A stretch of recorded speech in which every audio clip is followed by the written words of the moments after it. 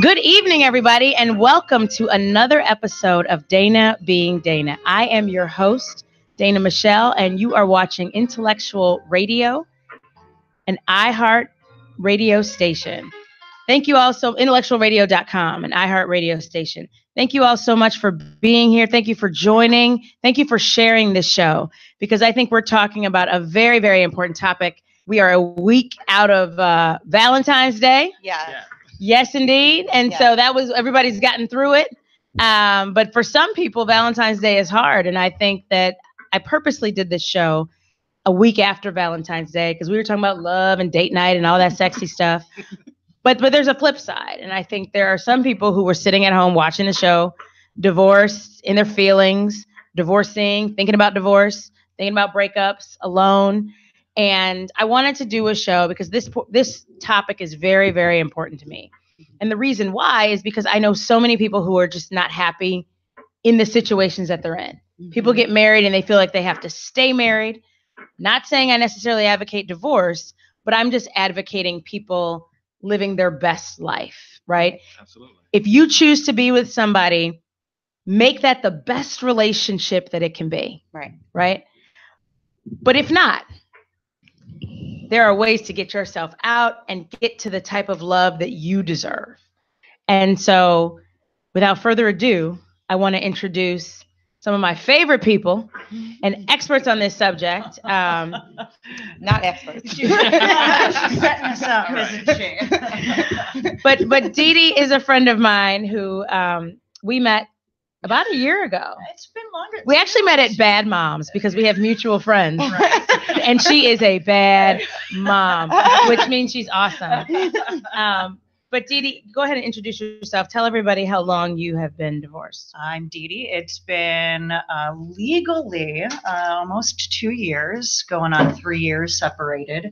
Many years before that, contemplating the whole process and what needs to be done. Because in a lot of ways, relationships are over before you're actually long before they divorced, filing, etc. Right? Yeah, correct. And single mom to 2 kiddos, 12 and 8. And they're amazing. They're super cute. Awesome. They're rock and roll kids, just like their rock and roll mom. There you go.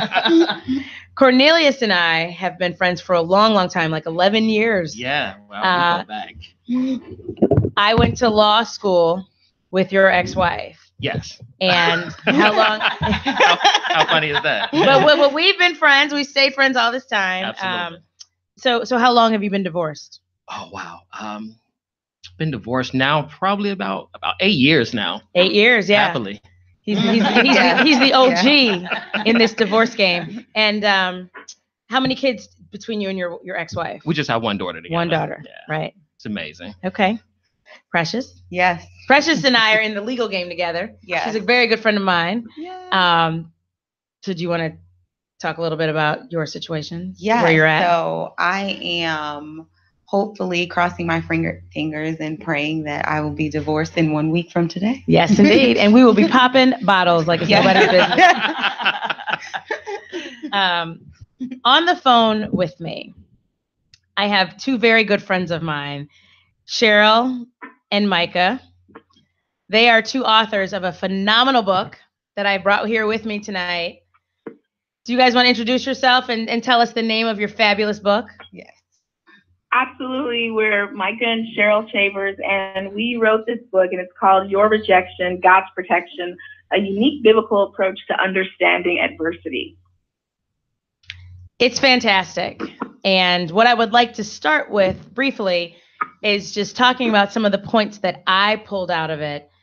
I haven't shared this with the panel, nor have I shared it with Cheryl and Micah. I mean, obviously they wrote it, so they know it won't be a surprise to them what I'm about to say. But these are the things that resonated with me when I read the book, and I think it's fabulous. Like I really do, just in terms of understanding rejection, because in many ways, when bad things happen to you, sometimes it's meant to be because you're dodging a bullet. If you believe that all relationships fail but one, sometimes the one you choose for you is not the one that the higher power, God, or just the universe, right? Depending on your spirituality, but it's not what has been designated for you. It may have been your will or your desire, but it may not have been what has been intended for you. So one of the first things that I wanted to talk about that Cheryl and Micah so eloquently put in their fabulous book, the first one was timing. And what I loved about it was what they talked about. This was about your driving test, Cheryl. You remember that chapter? Absolutely. How can I forget it? So Cheryl, when she turned 16, it took her a couple of times to pass her driving test. And it wasn't because she can't drive, right? Because a lot of people think they can drive, but they can't. That's not Cheryl. Cheryl decided not to take the driving class. So she skipped ahead of the class and then went on to the test. But what it talked about with respect to timing is that you can't rush God's will and timing in your life. And sometimes what you really want is delayed from manifesting until you're really ready to receive it. Sometimes things are prevented from you until you're really ready to receive it. And I thought that was so powerful to me because sometimes timing is everything. And in many ways, a lot of people get married and it's just not the right time. Right. Absolutely. Right. Or the right person. or the right person. Absolutely. So the second point was that, and I've heard this before, this is sometimes a setback can be a setup. Yes. This was about your mother-in-law. Micah, this is your mama. I'm talking about your mama. Are you there? Yes. This is when she applied for the job that she came out of retirement for in social work. But in her heart, it was always to open up her daycare, to run her own daycare. And it was when she got turned down from that job. They went with another candidate who was probably less qualified and less awesome. But it was the destiny of Micah's mom to open up a daycare and to have that daycare. So sometimes the setback, right, not getting the job would have distracted her from her path, and she would have continued on in that path and not fulfilling her true purpose and her true destiny. So it was, in many ways, it was a setup. It made her reflect on the rejection of not getting that job, made her reflect on what she really wanted to do in life. Right. And she pursued those daycare dreams. Is that right, Micah? That's correct. As a matter of fact, when she opened it up, our daughter was born a year later, and she's the one that actually allowed Cheryl to go back to work and raise her till she was ready for kindergarten. That's awesome. Amazing. That's awesome. That's amazing. That and that's the point, is that sometimes a rejection, right? Had she taken the job, she would have never started the daycare. She would have never done what she was supposed to do. So, and that's the next point, is that sometimes you may need rejection to nudge and motivate you into doing what you're called to do. I think a lot of times people spend time hemming and hawing in their life purpose, and rejection can be a catalyst for you to stepping into the purpose and the role that you're supposed to be in. I remember when I was married, my ex-husband asked me, he was like, what is your purpose? What are you trying to do? What are your dreams? And at the time, he wasn't working. So I was supporting him and my children and my mother and other people. So my purpose was survival. Keeping our So you want to hear what my dreams are, right? And we weren't really friends. We weren't really partners in that space. This was near the end of my marriage. So it always sucks when your relationship's about to end. And so I didn't feel comfortable, I didn't feel comfortable sharing what my hopes and my dreams were. But it's interesting because so many things in my life have happened since then that have brought me to this point, right? Dana being Dana since August, right? So many different things that have happened for me in my life have been because of, or in spite of, certain things that have happened in my past. You was able to give birth to your purpose. That's a different show. And I think with all of that, then you find out your strength. You don't know how strong you are unless you're going through that hell. And sometimes you find that clarity because of the catalyst of going through the hell. It's true. So I'll throw this question out there to you all. When did you know that it was over, so to speak? I don't know if there was one real thing. Personally, there was just many things over and over and hearing the same thing over and over and nothing changing within and nothing changing as the partnership, as you were saying.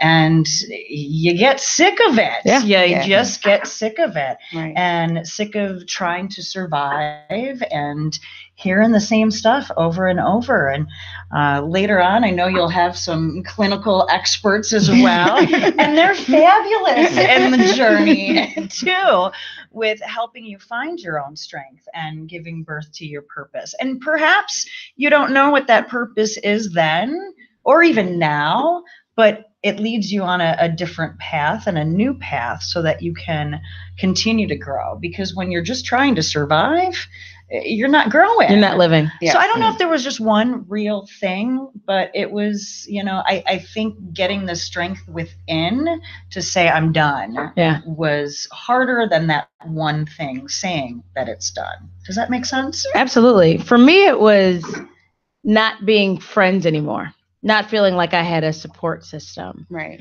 Life is hard out here. And friendship, partnership, marriage to me is having that best friend, so having that partner, having that person who supports you and helps you fulfilling your dreams. Mm-hmm. What about the rest of you? Well, I will agree. I feel like some of us are hard-headed, and my mom growing up used to tell me a hard head makes a sore behind.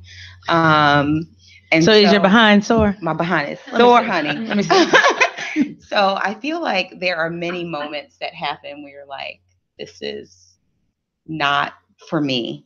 And I think for me, it got to the point where I had to say to myself, because I was afraid, right? I was afraid to start over. I was afraid to be alone.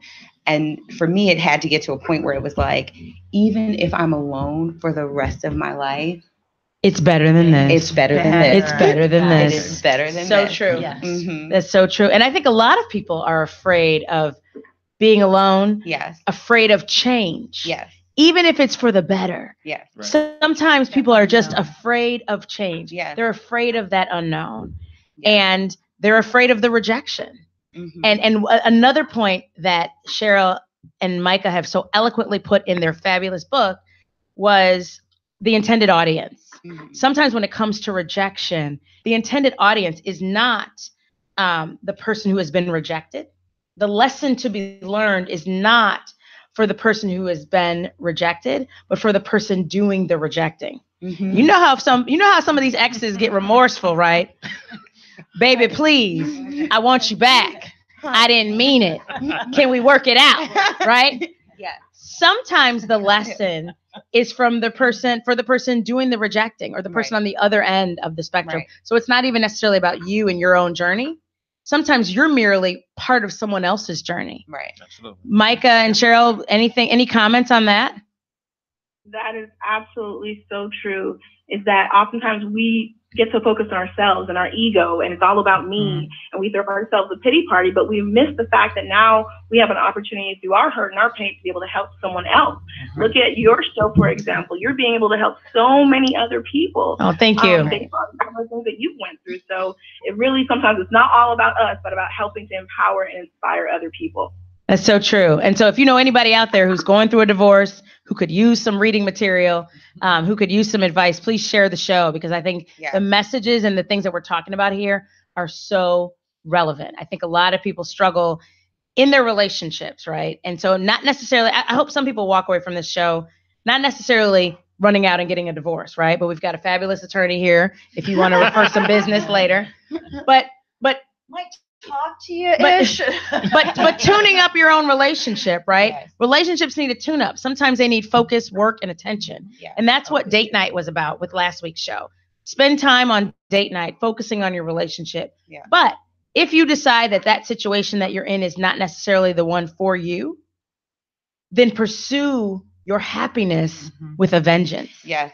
And don't feel guilty for it. And that was one thing I feel as though I had challenges with. You go through that, this didn't work, I'm a failure. Guilt, embarrassment, right. all these feelings, I feel like just consume you in that moment when you're like, this is not working. But what am I supposed to do? Looking back 8 years, 3 years, sooner for you, but own your successes and own your strength and own the things, I look back where I was, 5 years ago, 4 years ago, and it's like, wow, I've done this and we've done this. My kids and I have done this and now I'm doing this. Right. And own those successes and those, because they are all yours. Yes. They're all yours. We've got Kimberly, who is also an attorney, divorce attorney. She works with Ish, who will be on later in the show. If you have questions with regard to divorce or anything else, please ask them. We're answering them live on the show, so please ask away. People are out here considering breakups. Like, should I go? Should I stay? What should I do? What advice do you have for people out there who are considering either a breakup, a separation, or divorce? And I'll start with one while you think about it. You want to go ahead? Yeah, I'll jump in there. Absolutely. Jump in there, Cornelius. And just coming from my own personal opinion, you got to be sure, and you want to make sure that you've done your part to make it work. For me, it was going through counselor after counselor after counselor, and after seeing about 4 counselors and hearing that it's his fault, I was like, you know what? I did all I could. Right. And just to piggyback off of something, you do feel like a bit of a failure at times if you do the divorce. Don't let that be a problem for you. It's okay. Things happen. You're gonna fail. If you be an entrepreneur out here, you're not gonna have all the successes you want. So it's okay. One of the things that I would say is stop internalizing somebody else's issues. If you're married to a narcissist, if you're dating somebody who's verbally abusive, if you're dating somebody with low self-esteem, if you're dating somebody who can't keep a job, right? That's not your problem. And I think a lot of times when you're nice and you're sweet, you make the mistake. Yeah, and you believe in people, and you're a friend, you're a lover, you're right? A ride or die. You are a ride or die. To all the ride or dies out there, stop internalizing other people's issues, because when the ish hits the fan, not ish, when it hits the fan though, we think it's our fault. Yeah. And it does take 2 to tango. It takes 2 to divorce and all those other things. But a lot of times we take on other people's issues and we internalize them. Right. When they lash out because they have low self-esteem, when they attack you because you have a job and they don't, when they're in their feelings about your success, y'all are laughing because y'all know that it's true. It is so true. Yeah. And that's one of the things I want people to take home with you tonight. Don't internalize other people's issues because we make it our own and then we wonder what's wrong with us. Right. And there's nothing wrong with you. It just didn't work out. Yeah. And you let somebody suck you dry, right? Yes. Until you had nothing left. But that's one thing that I want people, that's my advice, is choose you. Definitely. Choose you. The decisions in your life that you will make you happy. Yes. Or other people happy. Yes. Mm-hmm. And when you start standing up for yourself and you start choosing you, that's when your life begins to change. Yes. And I read an article. There was this woman who, she was a relationship expert and she was divorcing, and people were like, oh my gosh, like you've lost all credibility. And she was like, I'm going to choose not to lose my pretty or waste my pretty. Don't waste your pretty. Whatever that means, right? Like your sanity, right? Your beauty, your youth, whatever it is, like don't waste it, right? Something that Dana said to me is like, you want to live your best life. Absolutely. All day. Choose you and live your best life. Choose you. And so one of my issues was like feeling alone, right? Like there were so many people that were in relationships, they were married, and they were encouraging me to stay, even though it's like, but I'm unhappy though. But this is not working. And I think a lot of times people stay because kids are involved. Yes. And they feel that either one, you don't want a sense of failure. Yes. Or there are children involved in the picture. Mm-hmm. And I think, again, choose you. Choose you. Because a happy parent is much better than a Exactly. miserable parent. Absolutely. Absolutely. Love isn't always enough in a relationship. Yes. And that was one thing that I had a hard time. You still figuring care out about this person. Yes. Yeah. Maybe, there's still love. There's still, the memory of love. Right. But love isn't always enough to make that partnership really work. Agreed. And make yourself happy. You have to love yourself to be able to love the relationship and the marriage. I think that's very true. I think self-love is very important when it comes to this whole process and healing and growth and moving forward. Practical advice that I have is build your tribe. One of the first things that happened to me when I was going through my divorce, I bought tickets for my mom. Hi, Mom. Shouts out to my mama. Hey, Mom. Watching my babies right now. I bought second row tickets for my mom to see Aretha Franklin. And I bought these while I was still in my in my marriage. And so as we were just starting into the custody, your week, my week type of thing, I had these tickets to see Aretha. What you want? You're not giving those up. Baby, I got it. Okay, right. So we were going to go see Aretha. And I told my ex, like, I have these tickets. I need you to keep the kids. He was like, that's your problem. RESPECT.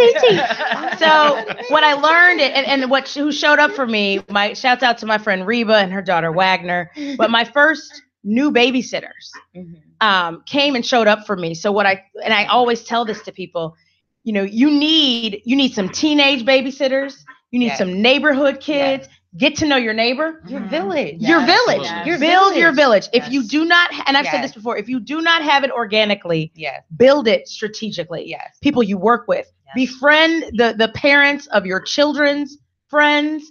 Get to know people. Host slumber parties. Absolutely. So then you can give your kids away when you need to. But build your tribe, because these are the people that you count on. So that now when I ask my ex, right, because I've said several times, I travel for work. And I've had to go out of the country. I've gone to Argentina, Ireland, London for work. And I've said, can you help me with my kids? And when the answer comes back always, no, right? And I'm working. I got a tribe. Right. So you're not going to stop the trip. Right. You're not going to stop the work. Right. You're not going to stop my success. Right. And it's unfortunate because when it comes to co-parenting, my dreams of co-parenting is that, when we're here for these kids and we're making the decisions that we need to best help these children. I want to shout out a good friend of mine, Gabby. My girlfriend Goldie and her daughter Gabby, because Goldie went to Spelman with me, and she and I've talked. Hey Goldie, hey Gabby. Gabby's a Spelmanite, and Goldie had Gabby young, when we were in college. And what I loved about her story when it came to co-parenting is that her ex helped her raise her daughter, so that when Goldie was in law school, right, it was her ex who was helping her raise her kids. So it wasn't, that's your weekend, that's my weekend. It was when Goldie is doing well, Gabby is doing well. So guess what? We're going to get Goldie through law school. Right. Because Goldie as a mother and a lawyer is much better than Goldie as a mother, not a lawyer, in terms of pursuing her dreams and all the things that she wants. So build your tribe, because I think that's so important to your success. I wouldn't be here tonight, literally, if it wasn't for my own tribe. And that's some of the advice that I give people, because a lot of mothers who are raising kids on their own are by themselves. You can't do it yourself. You want to think that you can. Right. And it's okay to ask for help and reach out to that tribe and that village, because the strength that you get from others to get through all of this is so needed. You can't do it alone. And I cannot co-sign enough, because I am not originally from Chicago. I'm originally from New York. New York. Wow. Yes. NYC, shout out. Are you from Brooklyn? Because everybody from New York. Queens. I know. Queens. There's no special beat X, BK. No, nothing for Queens. But I have a 1-year-old who's amazing. I love him. Shout out to Asher. He's so cute. He is. And so my tribe did not exist here in Chicago. And so I had to build it. I have a mentor, shout out to Leslie, who's amazing. Happy birthday, Leslie. Yes, happy birthday. Love you, girl. Yes. Leslie's been on the show. Yes. And so I was actually at her birthday celebration before I got here. But she has been incredible from day one, like in the delivery room when, I was laboring I was in the hospital for a unrelated procedure months later. And whatever I needed with respect to my son, she was there. And Leslie's been there for me too, which has been fantastic. she's fantastic. And that's what's important. Truly amazing. Is having that tribe and building those people. Yes. Any other advice? Well, see, on the flip side, because as a man, for me, it was more so, hey, I want my daughter, and I literally had to fight for that. I didn't have the luxury of just having her with me. We went on for a nice custody for a while, and it was ridiculous, because all I wanted to do was be there and be with her. So I see where you ladies coming from, and I definitely feel you. But just from a male's perspective, a lot of people think that fathers like, oh no, I'm good. We do this weekend thing. It's like, no, I want her, and now it's like I'm fighting to have her, and it shouldn't be like that. No, we should be able to co-parent with each other. So it's very challenging. And I think co-parenting is important. Agreed. I would argue that there are 3 ways to co-parent. Or to parent. Do tell. Yeah, here we go. Here's my theory. Y'all ready? Here we go. All right, some of these down. 3 ways to parent. Number 1 is financial, right? These kids out here cost money. Raising children isn't cheap. There is the present cost of what they need day to day, and then there's the long-term cost. Who's saving for college out there, right? 529s, planning for all those kinds of things, putting money away. All that kind of stuff is important. So number 1 is financial. 2 is supportive. I'll never forget a friend of mine who we were supposed to have a conference call about a board. Hi, Scott, that we were on a board on together. And he was like, you know what? I can't talk tonight because my wife is at home with our 3 kids. And I need to be on the phone with her during what I call showtime, which is the time between dinner and bedtime, when it's just kind of all hell breaks loose. It's just I call it showtime because it's just nuts. But he's like, I need to be there to support her. So even if he can't be there because he's traveling for work, he's on the phone. Yes, dear. Yes, honey. Hey, cutie. Blah, blah, blah. Being supportive. So financial and supportive. How many parents out there who are not primary custodial parents are supportive? I support you taking this kid to this activity. I support you taking this kid to this game or this practice. Even if I'm not doing it myself, I've got your back because you're out there fighting traffic, buying uniforms, doing whatever it takes. So financial, supportive, and 3rd, participatory. Yeah. These are the people who coach the teams. Yeah. These are the people who lead the Girl Scout troops. These are the people who are out there hustling cookies. These are the people who are out there being room moms and PTA and all these other things, showing up in real, tangible, meaningful ways. Right. And what I would implore, I've got a lot of friends out there who are like, well, I just don't want to come after him or her, because I can't imagine having a battle. That is my pet peeve. Parenting is involved. Yeah. And you can be involved by choice. Right. Or you can be involved involuntarily. And if you choose not to be supportive or participatory, my theory is that you should at least pay. Just like you pay you pay somebody to cut your hair, you pay somebody to mow your lawn, you pay somebody to clean your house, you pay somebody to change your oil. If you care about the way your oil is changed and you're willing to pay for it, hear me now, preach. You should care about paying somebody to take care of your kids, even if it's their other parent. Yeah, because these kids aren't cheap. So if you got none of those 3 or 4, did we go to? We talked about 3, financial, supportive, and participatory. Then we start bringing the law in a little bit more so. We do. Right. Which we are about to do shortly. We are about to do shortly. So does anybody have any final issues or final advice for people who are in a divorce, handling a breakup? One day at a time, and it gets better. I mean, it does get better. And you're not alone. You're definitely not alone in it. Don't let the anger consume you. It'll make you make some really bad decisions. So you just want to take your time, breathe, and just know it gets better. It does. A lot better. Yes. Way better. Yes, Lord. And my advice would just be self-reflection and really figuring out what your best life looks like. And that takes time, right? One day at a time. And whenever you figure out what that is, don't be afraid to execute that plan. I think this is all great advice. A couple things I would say, and thanks to everybody who's out there sharing the show. Be specific in any type of document that you draft legally with respect to how your children and family are handled. Yeah. If pickup, don't say pickup is Sunday. Pickup is Sunday at 7. I would do 6. But you got to feed them. So make sure that there's specificity with whatever it is you're negotiating, because that can catch you up, and it keeps everybody. You can always deviate from whatever you agree to in a document, but you can't get specificity when there is none. So always be specific in your decree. I think each parent should be responsible for being a parent, right? Don't challenge or task one parent with knowing everything and then sharing everything with the other parent. Yes. There's no secretaries here. Right. There are no assistants here. I am not. We don't work for you. Right? So there should be, each parent should be responsible for being a parent. Like, what time is the baby's doctor's appointment? Call the doctor. Call the doctor. Third, and before we switch, we'll take a quick break. Third, I would say negotiate for the future, right? A lot of times people get caught up in child support today, right? Right. But are there any obligations or requirements to save and invest in these children's future for the future? Do you have a life insurance policy that's mandated? Are you getting, is anybody contributing to college funds?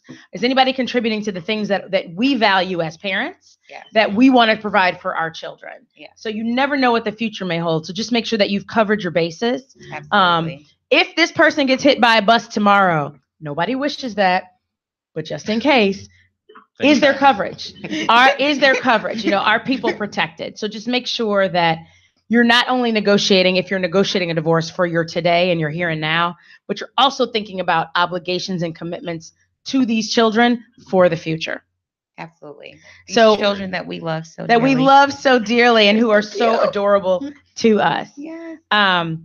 We're going to go ahead and switch now. Okay. And as we do that, Cheryl and Micah, do you guys have any advice for people out there with respect to relationships and rejection and parts of your book?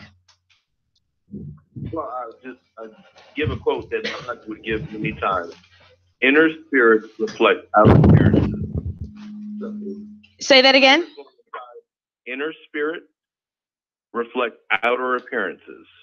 Inner spirits reflect outer appearances. Correct. So what you see on the outside for some people is a mask. If you watch it long enough, you'll see what's going on the inside. The point to happiness is that you have to be happy yourself. That's true. Relationship is two, and it can only be as healthy as the people in it. Very true. Very true. One of the things that I liked about what you guys said in your book, it was the part about low faith esteem. We talk about self-esteem all the time, but low faith esteem. And this was the part with respect to rejection, talking about how God sees beyond our own faith esteem, what we think about ourselves, and not just in who we are, but our potential that lies within us to do the things we were called or destined to do. I thought that was incredibly powerful. Having faith in yourself, believing in yourself. And I think going through a breakup process or a divorce process can really challenge your self-esteem, but also your faith esteem in terms of who you are and what you want to be and what your purpose is. Absolutely. And it can strip you down to your core and make you feel worthless. But when you have that faith esteem, when you believe that God has a greater plan for you, your rejection, later on, you can realize, you know what, wait a minute, I'm glad that situation happened because it was actually protection. If I had been with that person, they might have dragged me down even further. You know, God has a plan for you. If you just tap into the faith that you have, it'll eventually all be revealed. Well, I want to introduce the second half of our panel. We've got some oldies but goodies, some veterans to Dana Being Dana. I'm old. No. I own it. I'm the oldie but. Dr. Sandy is a family therapist. She deals with marital counseling as well as family counseling. you want to explain all the stuff that you do? But she's been here several times, and she's going to keep coming back. Yes. Mental health counselor. One of my passions is marriage counseling. It is extremely rewarding work when you help a marriage get better, whole family gets better. And the other thing I do, and maybe we can touch on this briefly at the end, is do a lot of work with trauma. So go ahead and tell us a little bit about trauma and the kind of work. What do you mean by that? I'm working with people who've been traumatized. Mm-hmm. And there are a lot of ways that we're traumatized. Certainly affairs in marriages or violence in marriages are forms of trauma. What our country's going through right now after the school shooting, we're all traumatized by these things. Child abuse for people who've been abused as kids is huge trauma.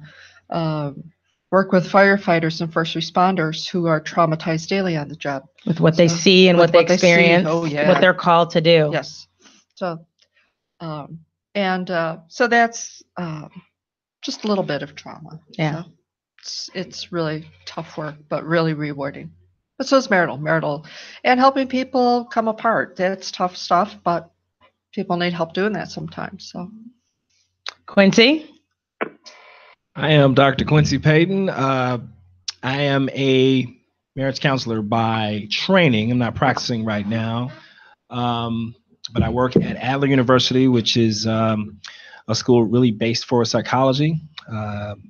We do a lot of clinical work there. We're preparing clinical psychologists, marriage and family therapists, and so I'm back in my element, if you will. I enjoy this work. I specialize in premarital counseling, so I like to catch them before they make that jump. So that's what I do. We'll talk about that. Yes, shortly. Ish. Ish, Sharon. I'm an attorney at Schiller, DeCantor, and Fleck, and I primarily practice family law. And I've been doing it only for a short year, but she's so good. She is so good. I've been in. I clerked at Schiller, and I work for a family law judge. So altogether, I've been doing this for about 3 years now. Very rewarding feel, and the way I see it is helping people not towards something that's ending, but towards a new beginning, and helping them see that this is a fresh start, and you're starting fresh to your life. Make it the best you can. So tell me, and I think it's great that you all are here. Thank you all so much for being here, because I think not only can you learn from people who've been through it, but what I appreciate about your experiences is that you guys have seen it all. And I'm sure a lot of clients and patients come to you feeling like they are the only ones in the world going through a divorce or having a relationship issue or having a marital problem. But you've seen a lot, I'm sure, to the point where it's like, honey, what you're coming with today is nothing compared to what I dealt with earlier this morning or what I'm dealing with tomorrow. So can you give me some examples or just talk about what are some of the signs that indicate to you that a couple can work things out? I can tell you what for me is a sign. This is based on research, the research of a wonderful man named John Gottman, who's been studying relationships for probably close to 40 years now. He's in our circles just the premier relationship expert. And Gottman says is, first off, if there's an ember, it can be fanned back into flames. The other thing Gottman talks about is when a relationship is over, is the way I assess it is I ask people to tell me about how they met, how they fell in love, what it is they love about the other person. And when one or both of them says, I don't know why I married this fool, then I know it's dead. It's over. And that's research based.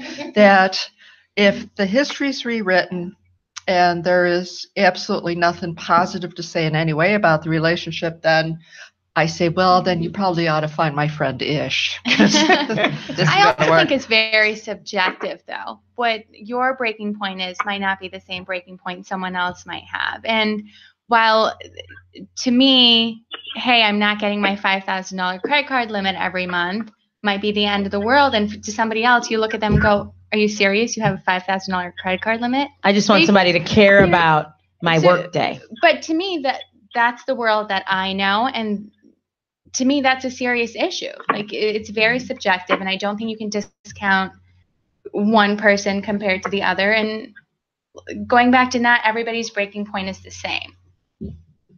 So I'd say, and it's a frustrating thing for me, is when I only got one person trying, when I can't get both to participate and say we both want to save this marriage, we are both in it together.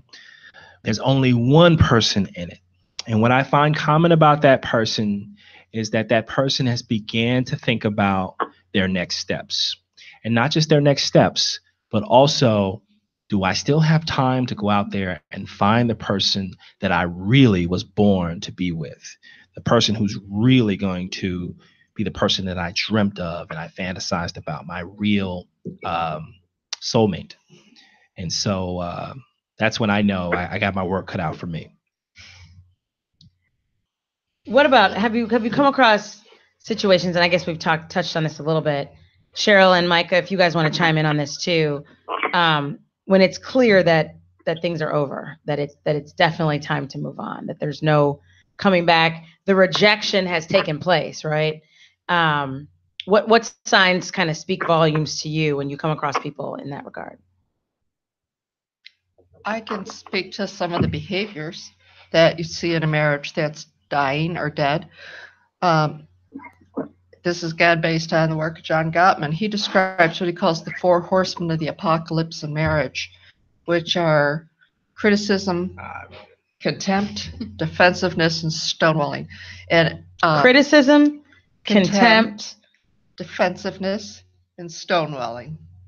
And the most corrosive of the 4 behaviors is contempt. Yes, I know. Every couple that comes to my office is treating each other with contempt. Can you explain what contempt is? Because I think a lot of people don't fully understand. Oh, yes. Contempt is when we convey to another person that we find them disgusting. We do it through sarcasm. It's basically the way your average 13-year-old girl behaves. So when you start acting like a 13-year-old girl, the marriage is over. You know, it's the sneers, the whatever. But it goes beyond that. It's, you're so lazy. You never do anything. You never ever help me. You are such a pig, right? And then all the time. I'm cleaning it up. There's contempt out there. Oh, shouts out to all the 13-year-olds tuning in. Yes, thank you for your being good role models of contempt. It is sulfuric acid to love. It destroys love. And in premarital work, Gottman was able to identify with something like 93% accuracy the couples who would not make it because contempt was present in their relationships before marriage. And I got to tell you this, you treat your kids with contempt, you're going to have your hands full when you got teenagers because they're going to be contemptuous right back at you. Mm-hmm. Absolutely. That's my soapbox right there. That makes sense. That makes sense. One question I received was, how do you get out of a marriage when there's one person or one parent who controls all the money? If you're in a marriage where it's financially completely unbalanced or unilateral, what advice do you have for people in terms of that? So my dissertation component of it was about exit strategy. How do you get out? And I interviewed women who had been married for 20 years or more. So these were women in their 60s and 70s. And so when they went through their divorce, it was the 1960s and 70s where women really didn't have access to credit cards and didn't have access to high-paying jobs. Many women couldn't buy their own homes. Our society was extremely sexist and misogynistic at the time. So I thought this was a good group to ask, like, how did you get out? And what they did was they readied themselves, that the next couple of years, first of all, were going to be extremely difficult. And that includes the kids that they had. They had to also galvanize their support system, what little support system they might have had. That tribe, build that tribe. Their moms, their dads, their grandmoms, anybody in their family, especially if the family knew what was going on in the marriage, especially if it was an abusive situation where that person had to leave. And many of them went back to school. Many of them had to reinvent themselves. But the first 2 to 3 years were the toughest because finances and money was not available to them. And so you're talking about just serious grit, going without for a long period of time, and how do you massage and navigate that with kids? It was some of the most heartbreaking things that I heard. But the advice I have for people now is not that dissimilar. Identify your support system. That's that tribe I talk about. Talk to them. You may have to move back in with mom or aunt or sister and begin to change the mentality of, first of all, what these next couple of years are going to be like, and what is the plan moving forward? Am I going to go back to school? Am I going to change careers? How am I going to access finances to support myself and my family? All of that stuff is included. Yep. And Kimberly has weighed in. She said you have to ready yourself for the fight when you are the financially dependent one. Right. While the laws have changed, it is still an uphill battle when you are depending on someone else. And to add to that, I don't think you should in any way feel lesser than the person who's earning. I mean, if you weren't there for that person, and if you weren't at home caring for these children and making sure there's a meal at the table when they come home at night, that person wouldn't be out there earning whatever they're earning. So you are nowhere lesser, and I think that's something women or men, whoever's at home, need to be told over and over again, that you're not weaker or less in any way. Not at all. Mm-hmm. Not at all. One thing Kim has said, she's talked about the tribe being very important, mm-hmm. but make sure you have the right tribe, because not everyone is in your corner, even if they appear to be. I want to thank everybody for sharing the show. I think you should hit your share button, share the video, because I think this message is very, very important. I think this question is very important, which I've seen a ton, not only in my own situation, but in many other situations that I'm familiar with.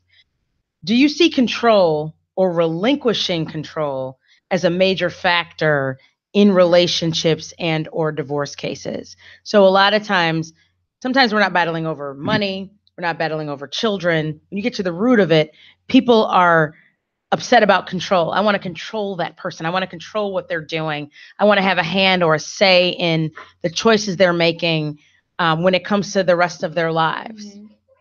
A lot of the times it is primarily an ego battle. And you might have the client who is fighting the fight just to fight the fight. And you look at them and you say, you know what, in a couple years, or a couple months, it's going to settle down. You're fighting for this paper to look a certain way, but and either side of it, the dust is going to settle. You're going to default back to how things were. And the people who want to be involved will be involved. The dads who want to be there, the moms who want to be there will be there. So you have to counsel your clients, and you have to understand that you have to put your ego aside at some point. And I think by the same, it's practically going to work out. By the same token, just so you talked about parents being there, the parents who will be there will be there. I think the parents who are Facebook and Instagram parents will also show themselves as well, right? They show up like, I'm parent of the year. Right. Like, what do you mean, Your Honor? Yep. But give them a year, right? Mm-hmm. They take the Halloween pictures, but they don't go trick-or-treating. I mean, there's different aspects that people do for the pomp and the circumstance, when they know the law is watching, when they know when guardian ad litem's and people are invested, they act and perform a certain way. Are custody cases between or counseling cases between unmarried people easier?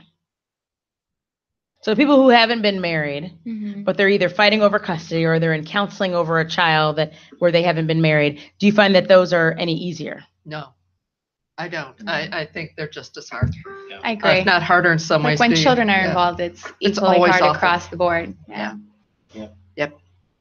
Obviously, if there's no kids, that's fine. But when there's children, finances are definitely easier than children. Yeah. And you said finances are easier? Easier than children. Mm-hmm. Okay. Yeah. Speaking of finances, do you think parents should go to jail for not paying child support? Why is everybody laughing? It depends. I do, actually. I do. I've been around men who will talk to me or other men about how they just got over on their ex-wife. Mm-hmm. Wow. And say that again. I've been around men who have talked about how they just got over on their ex-wife in a custody battle. that as if it was an art form, or as if they were just being slick about it, and they got over, or they got over because they didn't have to pay anything. My father stopped paying child support when I was 8 months. Wow. And I think that was an intentional choice on his part.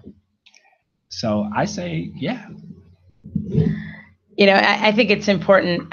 One thing that one of my cousins said a long time ago, when it came to child support and whether or not you should pay attention to the type of person who doesn't believe in paying child support, who doesn't believe in showing up for their kids. And I'll talk about child support first, and then I'll talk parental time or spending time with your kids. But when it comes to child support, and maybe it applies to both, if you're not looking to show up for your children, right? If you're not going to show up for your blood, then your ex never really stood a chance. Right.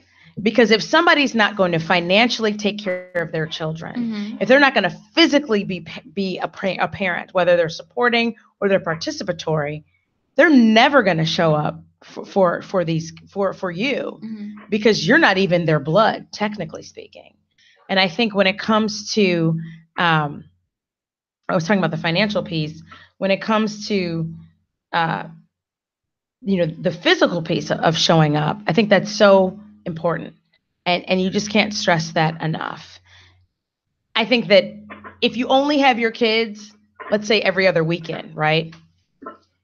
You should be Willy Wonka when it comes to those kids. Kids should be clamoring to be with you, hang out with you all the time, because you only have 4 days to parent. The 4 days out of a whole month is not that complicated in the grand scheme of things, right? So you have to look at the type of person, kids, and I'm sure you see this, right? Because I'm sure that parents will tell you, well, I'm this and I'm that and I'm amazing. I'm parent of the year and I'm fantastic. I run the Girl Scout troop and blah, blah, blah. You. Oh, yeah. Either outwardly or inwardly, right? Subconsciously, they'll show you kind of what they're dealing with and what their experiences are. So anyway, any final words with respect to some of the advice? I think you guys are all fabulous in your fields. And I think if you've liked what you've heard here tonight and you want to reach out to these fabulous individuals, I'm happy to connect you, because I think a lot of times people need to talk to counselors to just get the litmus test of, am I in something I should be in? Is it time for me to move on?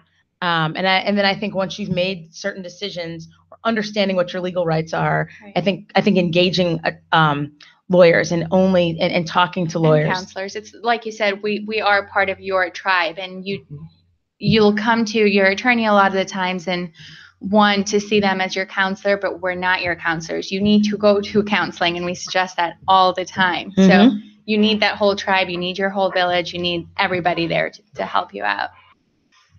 Go to counseling even when things are good. Yeah. I think that's a great advanced skill that good married couples do. They go no matter what.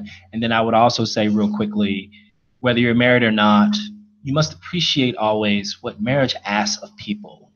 It is an awesome request that you are asking of yourself and what you are going to give to the other person, that you will forsake all others for this one person until you die. You must understand what that is asking of you. Yep. And let me add, I'm old. So I've been married 42 years. Yes. Yeah. Wow. Congratulations. That's fantastic. In part, I tell my husband all the time he's really lucky because of how I see people behave. I go home and it's like, thank God I married you, because you wouldn't believe what I went through. But one of the things that is so important to understand is that child-centered marriages don't work. Child-centered marriages don't work. Don't work. The marriage is the foundation for the family. It is trickle-down economics. It works in family life. It doesn't work in the economy according to what I see, but any investment you make in yourselves, your own health, and the health of the marriage trickles down and benefits the babies. There's an old cliche, if mama ain't happy, nobody's happy. And that's cliche is still around because it's true. Yeah. I want people to spend time focusing on their marriages because the children do benefit when your marriage is happy. Cheryl and Micah, any final last words? Yes, definitely wanted to share that whoever is listening right now or you're watching, you are innately resilient. You can overcome the pain and the trauma of experiencing a divorce. And once you have the opportunity to overcome this rejection, go out there and help someone else, help build up someone else's tribe, invest in someone else to help empower them, just as you've been empowered as well. I think that's, go ahead, Micah. Elaborate on that. Communication is the key. Just touch on some of the points from some of the panelists there. Before you get married, get premarital counseling. Get pre-engagement. When we got married, we got pre-engagement counseling to even see if we're on the right track. Go, just like you would service a vehicle, we go once or twice a year just for follow-ups and checkups, just to see where we are. I also agree with the panelists talking about marriage actually should come before children. In the biblical model, God's first, your relationship with God, then your spouse, because your spouse and you are one, then your children. If you do it that way, everything should fall in line. And you can only fix yourself. You can't fix the other person. So if you work on yourself, as you work on yourself to get better, things will fall in line if the other person chooses to do so. Again, everybody has the power of choice, and we can't change anybody but ourselves. That is so true. Thank you all so much. Thank you all to all of my guests here tonight. I think this has been a fantastic show. I think we've helped a lot of people. Thank you, Kimberly, who has been following us online. Cheryl and Micah, thank you so much for just being you and writing your book. Your Rejection, God's Protection. It's on my timeline. Please pick up your own copy. My experts, I appreciate you guys. You guys are fantastic. And just the advice you guys have to share with people is something that everybody needs to hear. So please reach out to my friends. They are fantastic. Tune in next week when we'll be talking about love having no labels. Love has no labels. We'll be talking about it next week. Thank you. This is Dana Michelle on Dana Being Dana on IntellectualRadio.com. Next time. Thank you.